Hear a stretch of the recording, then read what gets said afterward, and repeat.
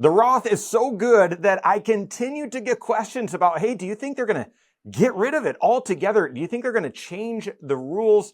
I got a great question from a fan of the show, and my perspective as to whether the Roth changes or they scrap it altogether, that more coming up.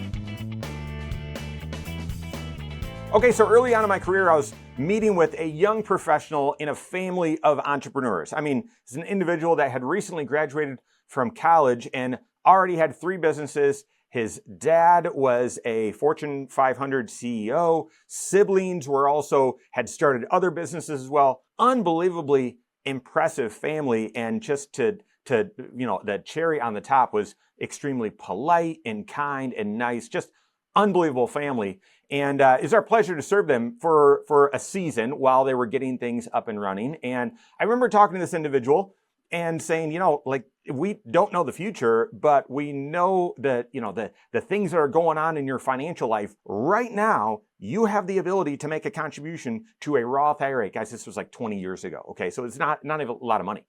You have the ability based on your income. You've got wages, but your wages aren't too high. Your total adjusted gross income, because again, they were planting a lot of seeds, if you will. So there wasn't a ton of income showing up on his tax return, and we knew that was going to be changing. You could fund a Roth IRA right now. And for entrepreneurs, especially, serial entrepreneurs, I like to keep my hands on cash. I want to invest directly in private businesses, my businesses. And so didn't have a ton of investments. And so already that wasn't super appealing. But then he said, no, I've thought about it. I don't want to do it because I think they're going to change the rules. Guys, this was over a couple meeting process. I first taught the Roth IRA, and again, this was 20 years ago. It wasn't new, but it was new. I think the Roth IRA was developed in the mid 90s. No one was really using it until around 2000, early 2000s. And this was probably 2003, maybe 2004. So I taught it, the Roth IRA, and there's no way. There's no way that's real. Yeah, that's real. That's how it works. You should consider doing it. I know you won't be able to fund a lot and only for a couple of years, but I would throw, I think at the time, $2,000. I would throw $2,000 in there, whatever. And by the time we met again, and it was like, to me, an obvious, let's just at least open it up and put the money in there.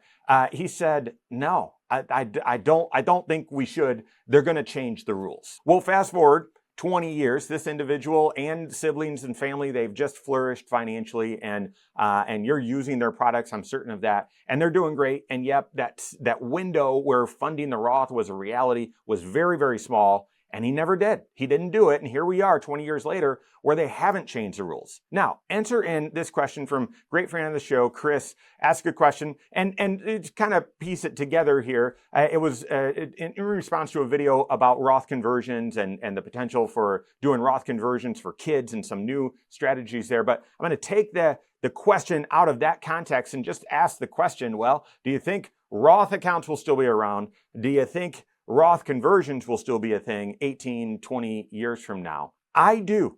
And there's 3 very clear reasons why. Now, things could change, but this is not just my hunch. There's 3 clear reasons why I would say, yeah, I actually do believe Roths and Roth conversions will still be around. Number 1, we have seen more Rothification, not less. See, I've been skeptical that they're going to change. They're going to make a change to the Roth as well. We've had some banter on it on our weekly talk show that airs right here on this channel as well. This is going to be an ongoing discussion because, things could change and different lawmakers are in office and creatively coming up with different ideas. But there's been more Rothification, not less. And this has stood out to me, someone that's been very, very just aware of this issue. We've had, they lifted, there used to be a ban on how much, not a ban, but a limit on how much your income could be before you couldn't do a Roth conversion. Isn't that strange? There used to be this limit, and they got rid of it, I believe, in 2009, 2010. But if your income was over, I believe, $110,000, you couldn't do a Roth conversion, which is bizarre because if you did a Roth conversion over that, you were in higher tax bracket, so it was going to be higher tax revenue. But there was this limit there. Well, they got rid of that limit. Now, this was, almost 2 decades ago now, but they got rid of that limit. And so that's one Rothification. But recently, right, we've got the Roth 401k, we've got Roth 403bs. Those used to not be a thing. More recently, we've got the Roth Simple IRA. We've got Roth SEP IRAs. You can now do a Roth of your company match. Like, there's been more Rothification, not less. It's almost like it's being encouraged by the government, not reduced. And that leads directly to reason number 2 why I firmly believe they're not going to get rid of the Roth, that it will stay around. And that is, our government needs the tax revenue. Desperately, I might add. They need the tax revenue. And so the reason why, this was sort of an eye-opener to me over the past several years, as there's been more and more Rothification. Actually, spoke with an individual from the Tax Foundation and said, why are they doing this? He said, can't you tell? We need the tax revenue. And yeah, so they're encouraging more and more people to do the Roth because it means you're having to pay taxes today. If they got rid of the Roth accounts, then people that are saving for retirement would fund pre-tax accounts. That would reduce tax revenues today. If they got rid of Roth conversions, people wouldn't do conversions and therefore pay tax on money today. They would just continue to delay that until they were forced to take it out. We need tax revenue as a country, and therefore there's going to be more encouragement, it seems, not less, to do Roth, and therefore getting rid of it is unlikely.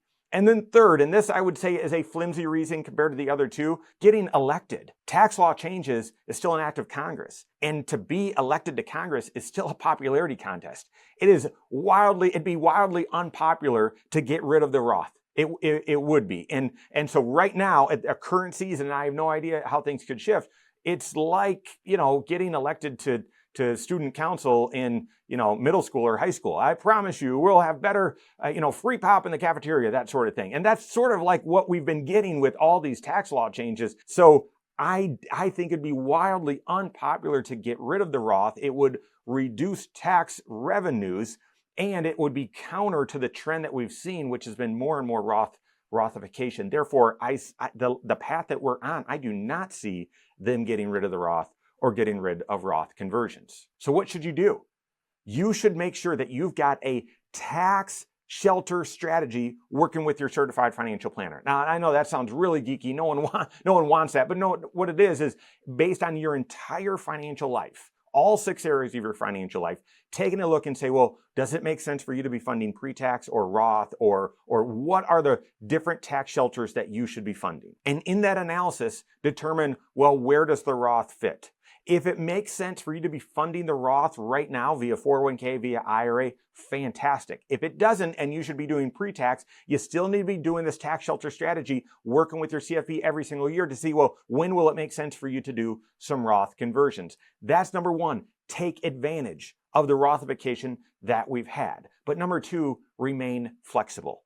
Doing the financial planning process, we call it one plan, looking at all 6 areas of your financial life. You need to have conviction over, okay, nope, these are the steps that make sense for me to achieve my financial goals, have financial balance, and to bring synergy to my financial life. So have conviction in that, and yet remain flexible that the future could change. One of the objectives is to, achieve your goals. Yep. It's also to simplify your finances. There's so much chaos and so much change and so much confusion right now.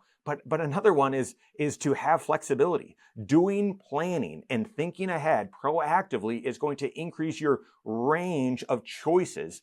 And financial planning is then about, well, with a lot of choices, I've got great flexibility. That's what I want for you. That's why I'm always going to end every single video. You got to be working with your certified financial planner on that. If you don't have a CFP on your team, you can contact one on my team. Find us online, Korhorn.com. That's Korhorn with K, wisemoneyshow.com. You can find us there as well, or give us a call, 574-247-5898. All right, there you have it. Go out and take your next wise step in your financial life.